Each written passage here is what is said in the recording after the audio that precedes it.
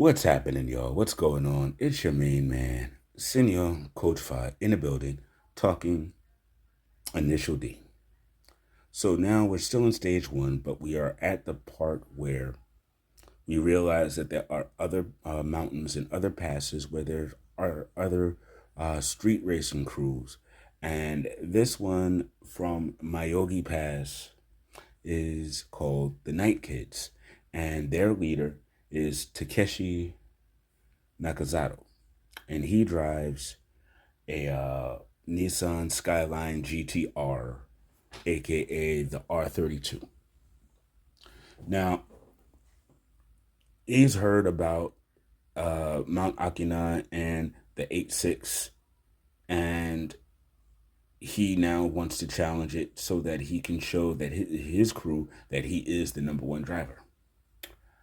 Thing is, Tak is so disinterested in racing and driving. The only reason why he did the first race was because his dad promised him a full tank of gas so that he could go and take his female friend out to the beach. That was literally why he did it, for a full tank of gas. That's it. No racing motivation whatsoever. So Takeshi shows up at the job, at the gas station, and he throws down a challenge to Iggy, and Iggy accidentally accepts the challenge, not realizing that it was even a challenge, that it was being dropped down. So Tak hears about it, and Tak is like, yeah, whatever. No thanks, I'm good. And the boss overhears that. He calls Tak's dad, and then Tak's dad explains to him, oh, yeah, Tak is one of those dudes you can't necessarily tell him what to do because he'll do the opposite. So the boss is like, all right. So he goes to Tak and tells him, yeah, don't challenge the R32. It's not worth your time. It's too powerful. It's much more than the 8.6 can handle. Just don't even waste your time. So the passive aggressiveness works, and Tak decides to race. The race begins. Of course, Tak shows up mad late, as always. It is what it is. But the race begins, and sure enough, at the beginning of the race, the power of the R32 is clear and evident, and